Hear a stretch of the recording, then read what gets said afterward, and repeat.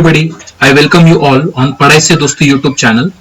In today's video session, we are going to discuss about the history timeline or the chronology of history. Okay, so what exactly this chronology is, how to read this chronology or how to understand this particular chronology while studying the history is a major concern for many of the students. Many of them get confused during this chronology, during proper understanding of this particular chronology. Okay, so before studying history, you must know the basic terminology regarding the time scale or the chronology of history. So let's start the chronology and how to read that particular chronology. Okay, so what do you mean by chronology? It is nothing but the arrangement of events as well as the date in order of their occurrence.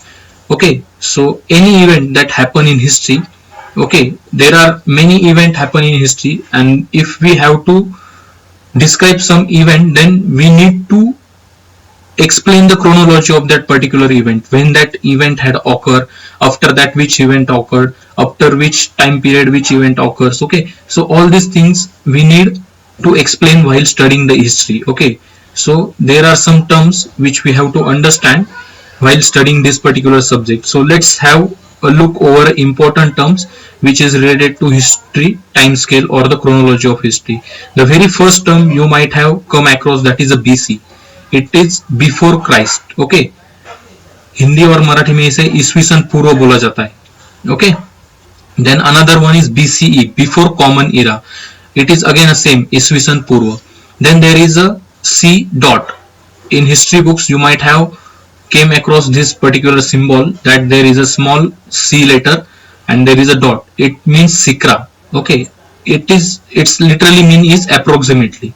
Suppose we don't know the exact time period of any event. Suppose there is a coronation of Ashoka. Okay, Emperor Ashoka. So if we don't exactly know the exact year of that coronation ceremony, then we just write that 300 BC dot C. Okay, so what it means, dot C means approximately. Okay, then BP means before present. It is a ईस्वी सन पूर्व again. Okay, before present. So there are different wording but the meaning is same over here. Remember this thing, BC, BCE and BP, the three are the same. Okay, don't get confused. And dot C is nothing but the approximately. Suppose I don't know, then I will say approximately 300 BC. Okay, so like that. Then there is another terminology, that is a AD. Its actual full form is Anno Dominus. So it is a Latin word, means after my God. Okay, so it is a Latin term that means the ईस्वी सन. Okay, after the birth of that God, means the Jesus. Okay, so that is a Anno Dominus. Remember this thing. Then there is another one, that is a CE. CE means what? Common era. Means what? Whatever we are living in day-to-day life, that is a common era. That is a ईस्वी सन. So whatever we are writing 2020, it is a ईस्वी सन. That is a common era. So in this way we have discussed this six terminology which we are frequently came across in our history textbook or in different newspaper or different news article or any editorial section in any newspaper. Okay, or any reference book which is related to history. Okay, so this historical time scale and chronology we have discussed over here. Let's have brief overview in pictorial form over here. So here you can able to observe the timeline. So here a birth of Jesus, if you consider it is a year 1 when the birth of Jesus. Okay, when there is a birth of Jesus, if you consider that particular point as a year 1, then from that point towards the right it is a ईस्वी सन. Okay, time is only goes in one direction, it cannot be reverse. Okay, so after the birth of Jesus it is a AD, after the date, that is Anno Dominus. Okay, so it is a ईस्वी सन over here on the right hand side, and on the left hand side it is a BC, before the common era. Okay, or before the Christ. Before the Christ means what? Before the birth of Jesus, that is a ईस्वी सन पूर्व. So remember this thing. So which date come first? Suppose I told you that is 100 BCE to 200 BCE. Okay, so which date come earlier?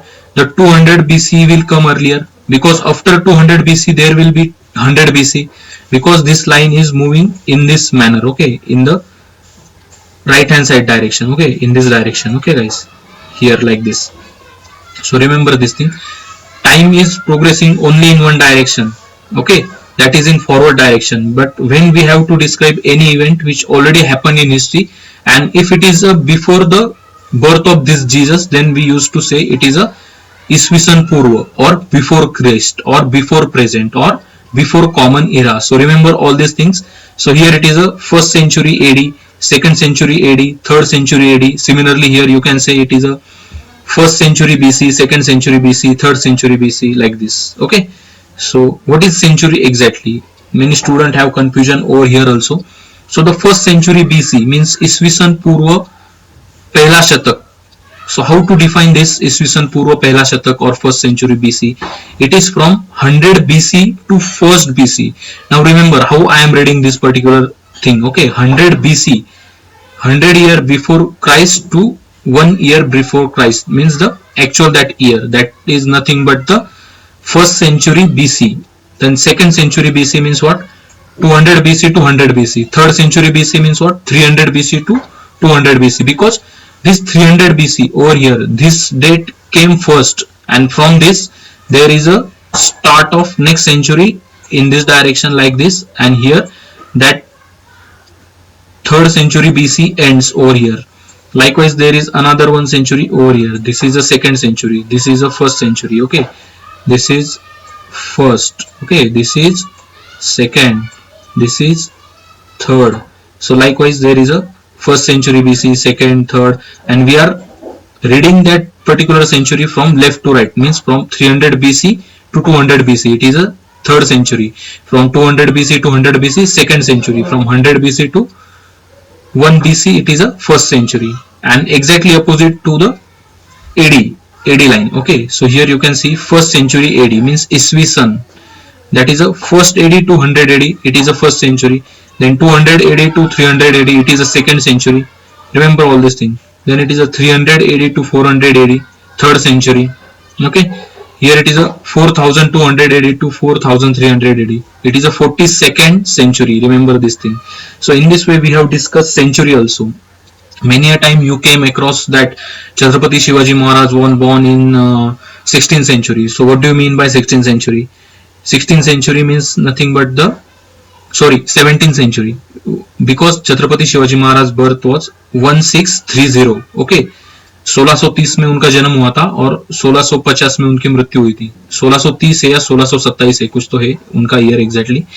Okay, so it is nothing but the 17th century, and Maharana Pratap was in 16th century. Means what? He born on 1540. Okay, 1540 को वो जन्मे थे.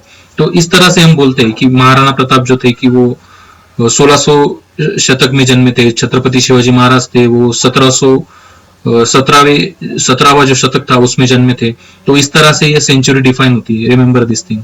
Okay, then there are some more terminology. In many books you might have heard about the early half century. In early half century there was a protest because of the partition of Bengal. Okay, so 1911 में वो बंगाल का partition का कुछ तो चल रहा था case. Okay, 1905 या 1911 वो जो टाइम पीरियड है. So that time period lies in 1901 to 1950. Okay, so this is nothing but the first half century of 20th century.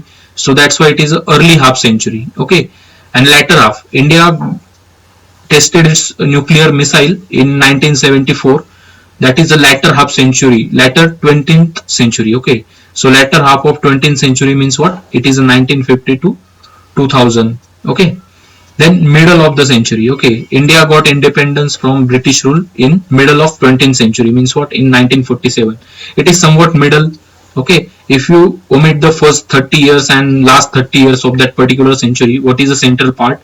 That is nothing but the middle of the century. So remember all these terms, they are very important while studying history, the chronology of history. I hope guys you understood all this terminology, how to read this time scale, how to understand the chronology of different event which happened in history. Okay, so if you have any doubt, do let me know.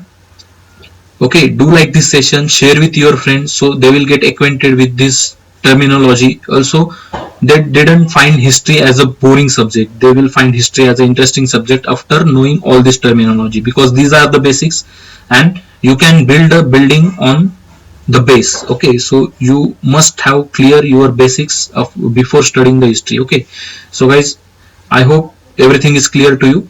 Do like the session, share with your friend, and do subscribe our YouTube channel so you will get the notification of upcoming video session on time. So thank you and have a nice day.